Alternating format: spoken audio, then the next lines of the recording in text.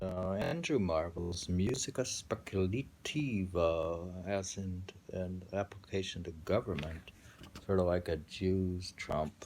But anyways, here we have a poem no more contribute to the state of things than wooden heads unto the viol strings.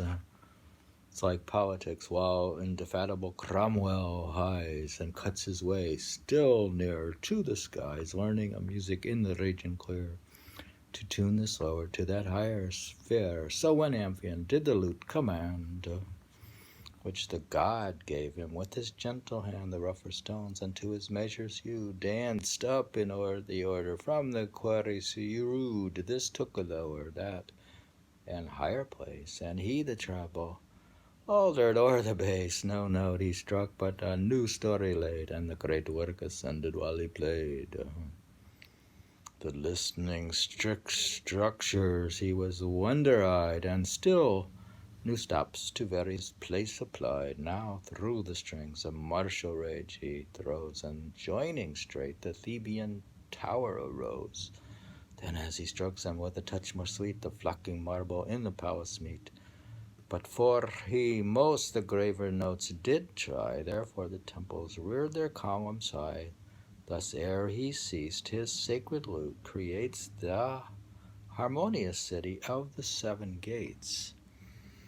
Such was that wondrous order and consent when Cromwell tuned the ruling instrument, while tedious statesmen many years did hack, framing a liberty that still went back. Those numerous gorge could swallow in an hour that island which the sea cannot devour. Then our amphion issues out and sings, and once he struck, and twice the powerful strings.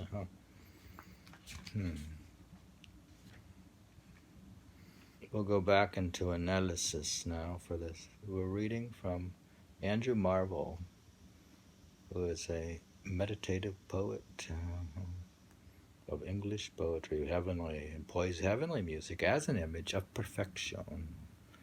In a dialogue between theorist and Dorinda, a pastoral seduction is conducted as an invitation. Oh, voyage, the promised Elysium, where tolledness and the guater de beauté stands to the Arcadian meadow upon which the dialogue occurs, as that meadow stands to the world. Poem.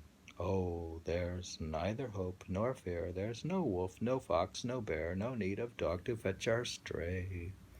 Our light foot we may give away, no oat pipes needful, there thine ears may feast with the music of the spheres.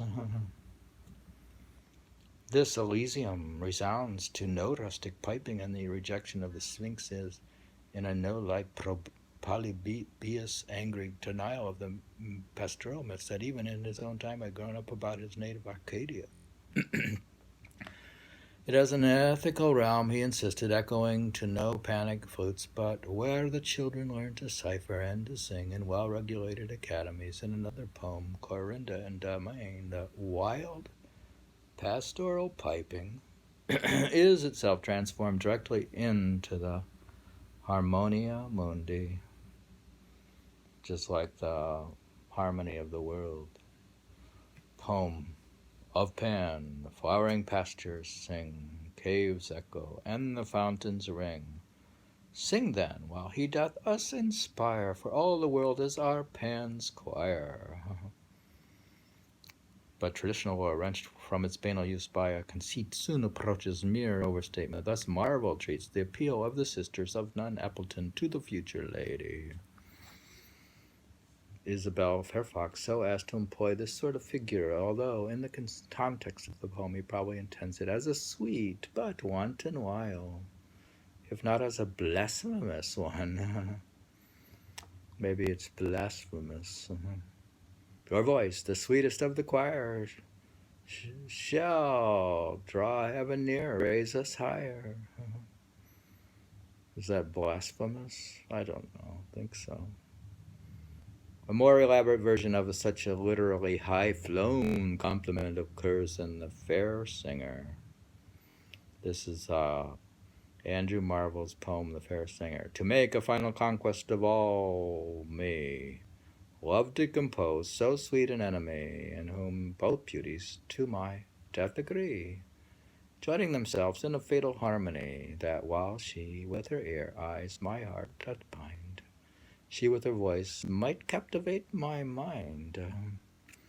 I could have fled from one but singly fair, my disentangled soul itself might save, breaking the curled tramples of her hair. But how should I avoid to be her slave, whose subtle heart invisibly can wreathe my fetters of the very air I breathe? It had been easier fighting in some plain where victory might hand in equal choice, but all resistance against her in vain, who has the advantage both of eyes and voice, and all my forces needs must be undone, she having gained both the wind and sun. What happened here?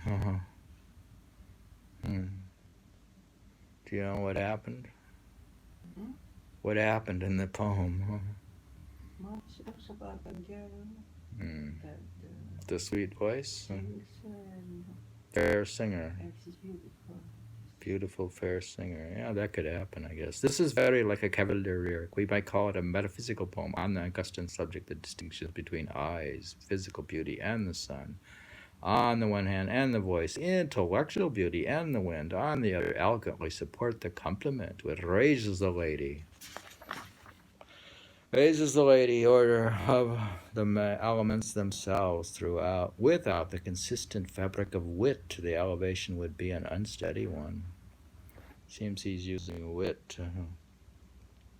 Marvell's most elaborate use of a figure from traditional musica musica speculativa occurs during the beginning of the first anniversary of the government under O.C.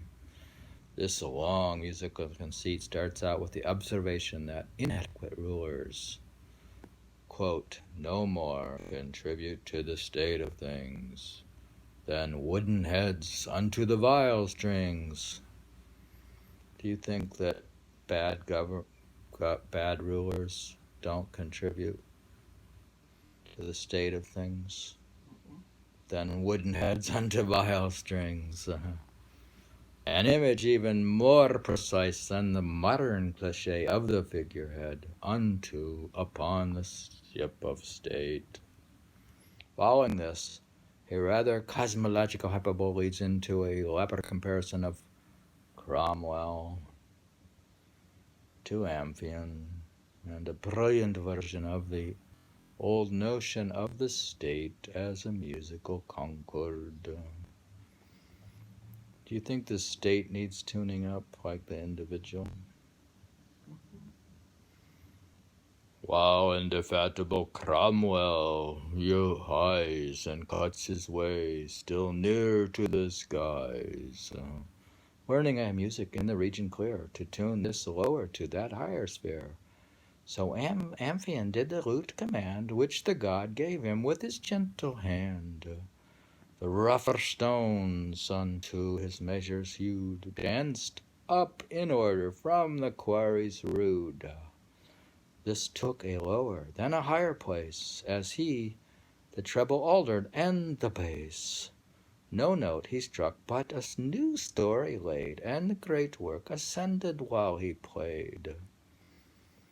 Listening structures he with wonder eyed, and still new stops to various time applied. Now through the strings a martial rage he throws, and joining straight the Theban towers arose. Then as he strokes them with a touch more sweet, the flocking marbles in a palace meet. But for he most the graver notes did try, therefore the temples reared their columns high. Thus ere he ceased his sacred lute creates the harmonious city of the seven gates. Thus, such was that wondrous order of consent. when Cromwell tuned the ruling instrument, a tedious statesman many years did hack, framing a liberty that still went back, whose numerous gorge could swallow in an hour that island which the sea cannot devour. Then our amphion issues out and sings, and once he struck, and twice the powerful strings. It's very. Is this the solution to government and politics? How do we harmonize the state? The ruling instrument is the instrument of government of 1653, by means of which Cromwell established the protectorate. Significantly, Marvell has clearly distinguished between the instrument or means and the harmony of the state itself or end. The heavenly figure in lines 47 to 48 is supported argumentatively by the reference in the following couplet to the traditional imitation of cosmic harmony in practical music. The actual creation of the state is allegorized in the story of Amphion's legendary founding of the city of Thebes in a marvelous way. So the city of Thebes, dear, has 7 gates. It's marvelous. The changes of pitch sounded upon the governing instrument control the corresponding architectural positions of the dancing masonry. So through the harmony of the spheres, you can actually build the city and by extension create corresponding degrees in the order of nature. But following this, the already ordered structures again arrange themselves, this time with respect to differences of kind and use. These final arrangements, however, are affected not by the varying pitches of the music, but by the respective modes employed, as we have already seen. Garbled notions of Greek modality, traditionally handed down, had become by the 17th century purely literary aesthetic concepts. Although no particular modes are mentioned by name in this passage, it is quite clear that Marvell's readers might have recognized in, quote, a martial rage, the Phrygian, in a, quote, a touch more sweet. So Phrygian is a touch more sweet. The Hypolydeion in the graver notes, and the Dorian mode, their conventional affections being rousing, voluptuous. Do you know the modes, dear? You familiar with musical modes? No. And stately, respectively. Doric style in architecture and art. And can you relate the modes of music to architecture? Do you know the music of architecture? In running through various modes on his instrument, Cromwell Amphion affects certain changes in the state of the world. He's changing the state of the world by musical modes. I think that another myth could be seen to intrude itself here. Cromwell's being covertly involved as Timotheus, the fictional musician of the court of Alexander the Great. The famous anecdote about him, retold by John Case in The Praise of Music, later employed by Dryden, tells how the fabulous performer, playing Phrygian and Dorian melodies in succession, first urges his monarch to the brink of war and then rapidly calms him down again.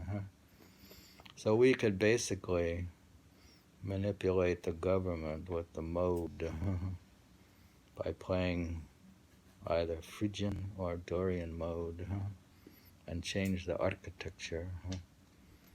Very interesting. We were reading Andrew Marvell poetry and the Untuning of the Sky. About using music to construct the city and the government.